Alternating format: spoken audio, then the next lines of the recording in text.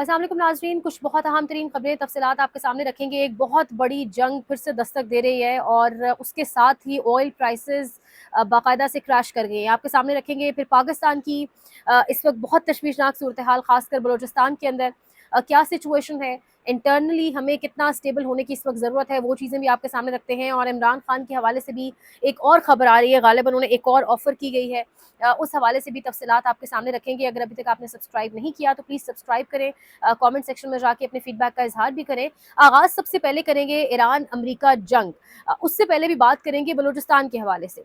Situation बहुत intense है, यानी बलूचिस्तान का मामला बहुत नाजुक मामला है, बहुत नाजुक मामला है, यानी इसको जितना केयरफुली डील किया जाए उतना कम होगा। और बलूचिस्तान की सिचुएशन इस वक्त ये हो चुकी हुई है कि वहाँ पर यानी बड़ी सही बात है कि एक वक्त होता था हम जासूस पकड़ पकड़ कर दुनिया को बताते थे कि देखें हमने ये जासूस पकड़े बलूचिस्तान से, ये नेटवर्क है जो काम कर रहा है। और आज बलूचिस्तान के हवाले से सिचुएशन ये हो चुकी है कि आज हम बलूचिस्तान को लेकर यानी हम वहीं पे महारंग बलोच को सज़ा सुना देते हैं। यानी महारंग बलोच की बहुत सारी स्टेटमेंट्स के साथ मुझे भी इख्तलाफ होगा, आपको भी इख्तलाफ होगा, तरीका और तर्ज जो है उससे इख्तलाफ होगा, लेकिन बलूचिस्तान के लोग उनके साथ हैं, बलूचिस्तान के लोग उन्हें सपोर्ट करते हैं। बलूचिस्तान की एक बेटी को एक इतनी अजीब व गरीब सज़ा सुना देना और ये तमाम तर चीज़ें बेसिकली फासले पैदा करती हैं। बलूचिस्तान के अंदर इस वक्त सूरत हाल बहुत ख़राब है। आपको बेशक वज़ीर आला सरफराज बुगटी ये कहते हुए सुनाई देंगे कि हर एक इंच के ऊपर बेहतरीन रिट कायम है, रियासती रिट है वहाँ पर, लेकिन आपको ऐसा दिखाई नहीं देता। यानी पिछले 3 दिनों के अंदर जिस तरीके से हमारे जवान वहाँ पर शहीद हो रहे हैं, जो लॉस हो रहा है, वो शायद हमने पाक भारत जंग के अंदर भी नहीं देखा। यानी इस कदर लॉस क्यों है? और फिर एक स्टेटमेंट हम दे देते हैं, यानी अगर बलूचिस्तान का मामला हो, अगर आज़ाद कश्मीर की सिचुएशन हो, अगर केपीके के अंदर कुछ हालात ख़राब हो, हमारे पास एक ही स्टेटमेंट होता है, एक ही जुमला होता है हर जगह, और वो ये होता है कि भारत सब करवा रहा है। यानी हर जगह पर भारत सब कुछ करवा रहा है। वो किसी ने बड़ा बेहतरीन लिखा हुआ था ट्विटर के ऊपर कि भारत के अंदर पहलगाम दहशतगर्दी हुई तो भारत ने बगैर उसको साबित किए पाकिस्तान पर हमला कर दिया। तो आप तो कह रहे हैं यहाँ पर आपके वजीर राना सनाउल्लाह साहब अवाम को तो ब्रीफ नहीं कर सके, लेकिन टॉक शो के ऊपर बैठकर कह रहे हैं कि हमारे पास सबूत मौजूद हैं, रॉ सब कुछ करवा रहे हैं और अब इनके साथ इसराइल भी मिल चुका है। तो अगर आप जानते हैं कि सब कुछ रॉ करवा रहा है, इसराइल करवा रहा है, तो वो दुनिया के सामने सबूत रखें। एक जानिब आपकी यारियां दोस्तियां हैं, डोनाल्ड ट्रंप के साथ आपके मरासिम हैं, वो आपके कसीदे पढ़ रहा है, दूसरी जानिब आप दुनिया के सामने रखें ना। फिर आप रखते क्यों नहीं? अपने उन तमाम तर ताल्लुकात का फ़ायदा उठाएं, भारत को एक्सपोज करें। अगर वो दहशतगर्दी करवा रहा है, अगर भारत की वजह से हमारे जवान शहीद हो रहे हैं, पुलिस के लोग, हमारी फोर्सेस के लोग, यानी बहुत कीमती जाने हैं, अगर ये सब कुछ भारत की वजह से हो रहा है तो हम उसको एक्सपोज क्यों नहीं कर रहे? ये हम एक टैगलाइन क्यों लगा देते हैं, भारत सब करवा रहा है? हम आखिर सो रहे हैं क्या? यानी हम क्यों नहीं समझ पाते कि इतने बड़े लेवल के ऊपर भारत सब कुछ करवा रहा है, इतना एक्टिवेट हो चुका है भारत यहाँ पर, और हम क्यों इन चीज़ों को नहीं संभाल पाते? यानी आप हालत देखें, और जितने भी अटैक्स अभी इस फेज में हो रहे हैं ना बलूचिस्तान पर, ये ऐसे अटैक्स नहीं है कि कहीं पर बम धमाका हो गया या किसी ने खुद को दहशतगर्द ने फाड़ दिया। यानी ये प्रॉपर प्लान्ड अटैक्स हैं, एक मरबूत मजबूत एक बेहतरीन हिकमत अमली के तहत ये अटैक्स किए जा रहे हैं, करवाए जा रहे हैं। तो हम कहाँ पर हैं? Where are we standing? हम क्यों ये सब कुछ रोक नहीं पा रहे? दश्त के अंदर जो फैमिली थी, पंजाब से बिलोंग कर रही थी गालिबन या कराची से, जो उस फैमिली के साथ अंधोनाक वाकया हुआ, वो खातून अपने बच्चों के साथ, 2 बेटियों के साथ पूरी रात अपने खावंद की लाश के साथ, यानी कोई रेस्क्यू करना नहीं पहुंच सका। फिर हम बड़े बड़े दावे करते हैं, हम कहते हैं कि एसएचओ की मार है, हम कहते हैं कि हम वहाँ पर रियासती रिट कायम है, चीज़ें बहुत अंडर कंट्रोल हैं। यानी सिर्फ ये कह देने से कि भारत मुलव्वस है, हम इस चीज़ से बरी ज़िम्मा नहीं हो सकते। कौन इस सब का जिम्मेदार है?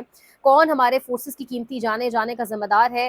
क्यों इन दहशतगर्दों को वंस फॉर ऑल हम ठिकाने नहीं लगा सकते? हमारी रियासत से क्या मजबूत है ये दहशतगर्द? यानी हमारी रियासत बहुत मजबूत है, तो फिर हम इन दहशतगर्दों को ठिकाने क्यों नहीं लगा सकते? ये वो बड़े अहम सवाल हैं जिनके ऑब्वियसली जवाब हम सबको चाहिए। एक जानिब ये सिचुएशन है, दूसरी जानिब इंटरनल पॉलिटिक्स। यानी कल एक एपीसी बुलाई गई बलूचिस्तान के ऊपर। महमूद खान अटकज़ई जिनका अपना ताल्लुक बलूचिस्तान से है, उन्होंने वहाँ पर तकरीर की, बड़ी सख्त तकरीर थी। हम तो मजबूरी और बेबसी के मारे वो तकरीरें भी यहाँ पर यानी वर्ड टू वर्ड हम कोट अनकोट भी नहीं कर सकते, ये भी नहीं बता सकते कि उस एपीसी के अंदर कहा क्या गया है। जो एपीसी हुकूमत को बुलाकर करनी चाहिए थी, हुकूमत को सबको इकट्ठा करना चाहिए था, तमाम अपोजिशन की जमातों को, हुकूमती जमातों को, और एक एक एक स्टांस लेना चाहिए था, आवाम को एतमाद दिलाना चाहिए था, जो एक तशवीशनाक सूरत हाल बलूचिस्तान में है, वो कल पूरे की पूरी स्ट्रैटेजी अपोजिशन की जानिब से हमें दिखाई दी। बड़ा ज़बरदस्त काम अपोजिशन ने नो डाउट किया, हुकूमत नहीं कर सकी। आज तमाम बड़े पहुंचे हैं, आज शहबाज शरीफ साहब पहुंचे हैं बलूचिस्तान, सिचुएशन वहाँ पर बहुत ख़राब है। कल DG ISPR ने इसके ऊपर ब्रीफ भी किया। ये इंटरनल आपकी पॉलिटिक्स है। इस इंटरनल पॉलिटिक्स में मजबूत हाथ चाहिए, इस इंटरनल पॉलिटिक्स को अवाम का एतमाद चाहिए, अवाम की सपोर्ट चाहिए, लेकिन बजाय इसके कि अवाम की सपोर्ट और एतमाद मिले, यहाँ पर नित नई चीज़ें सामने आ रही हैं। अब ये सामने आ रहा है कि इमरान खान को एक नई ऑफर दे दी गई है, और वो ऑफर ये है कि इमरान खान के पास नवाज शरीफ की तरह मुल्क से बाहर जाने का ऑप्शन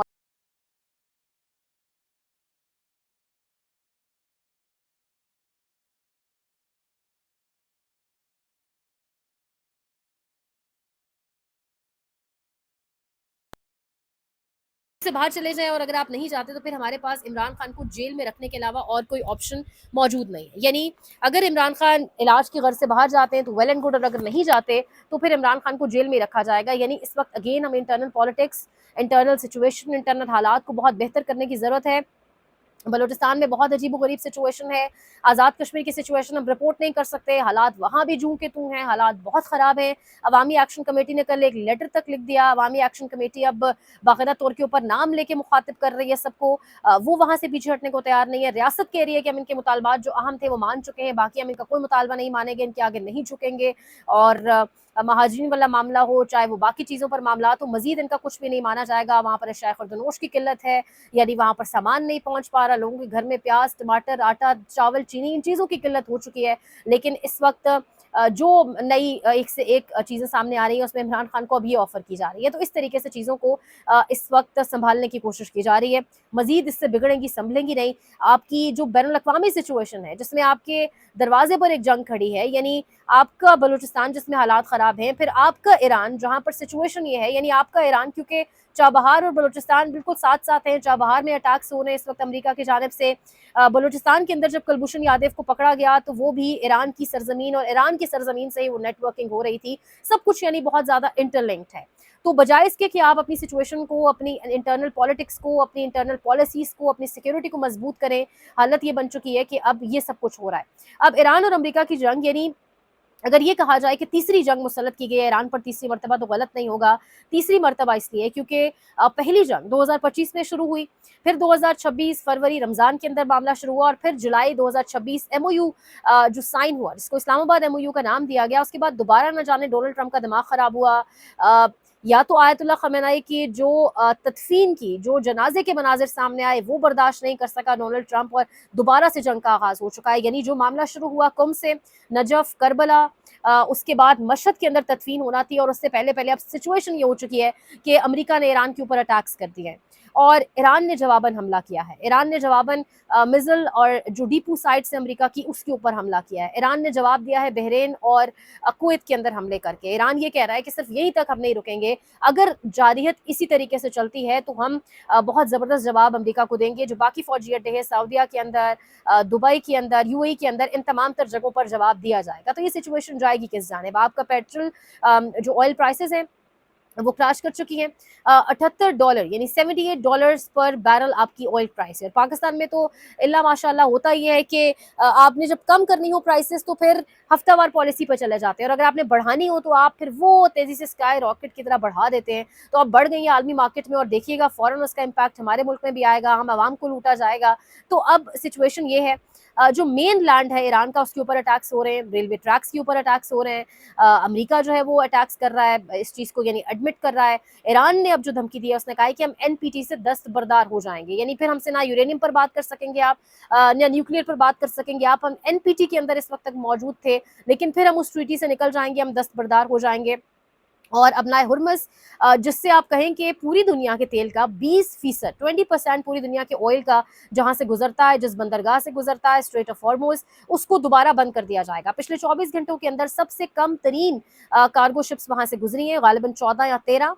और अगर अपना हुर्मस दोबारा बंद हो जाता है तो ईरान ये वाजे कर रहा है इस बार हम बाबुल मंदब, यानी जो बाबुल मंदब है उसको भी बंद कर देंगे। तो सिचुएशन किस जानिब जाएगी इसका आप अंदाजा बहुत अच्छे से लगा सकते हैं। अगर अटैक्स पूरे गल्फ के ऊपर शुरू कर दिए ईरान लें तो फिर मामला किस तरफ जाएगा, ये भी बहुत अहम है देखना। और फिर अगर ईरान कह रहा है कि हम एनपीटी से निकल जाएंगे, हम तमाम ट्रीटी से दस्तबरदार हो जाएंगे, तो मामला किस तरफ जाएंगे। इस वक्त यानी इस्लामाबाद एमओयू जो है दैट्स नो मोर इफेक्टिव, और अमेरिका और ईरान दोनों कह रहे हैं कि हम इस्लामाबाद एमओयू से निकल चुके हैं, मुअत्तल हो चुका है। ये वही एमओयू है जिसके 90 या 60 दिन के बाद गालिबन एक फाइनल डॉक्यूमेंट साइन होना था। लेकिन अब जिस सिचुएशन, जिस स्टेज पर हम खड़े हैं, इब्राहिम जुल्फिकारी का स्टेटमेंट भी हमारे सामने, वो कह रहे हैं कि पर्शियन जनूबी पर्शियन गल्फ से जितने भी जहाज गुजर रहे हैं, एयरलाइंस गुजर रही हैं, वो तमाम तर फ्लाइट्स अपनी मुअत्तल कर दें। जो इंस्टॉलेशंस हैं ईरान की, उस पर हैवी आर्टिलरी शिफ्ट करवाना, मूव करवाना शुरू कर दी गई है। तो ये इस वक्त तमाम तर सिचुएशन है।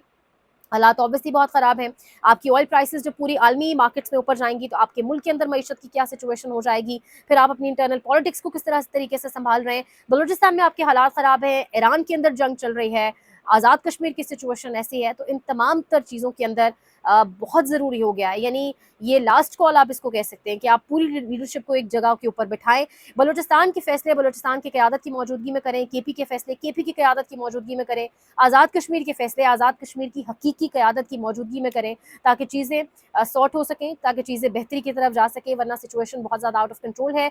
मज़ीद इंशाल्लाह आपको अपडेट करेंगे। अगले वीडियो में लाइक करें, शेयर करें, सब्सक्राइब करें, कमेंट सेक्शन में फीडबैक का इजहार करें। ख्याल रखें। अल्लाह निगहबान।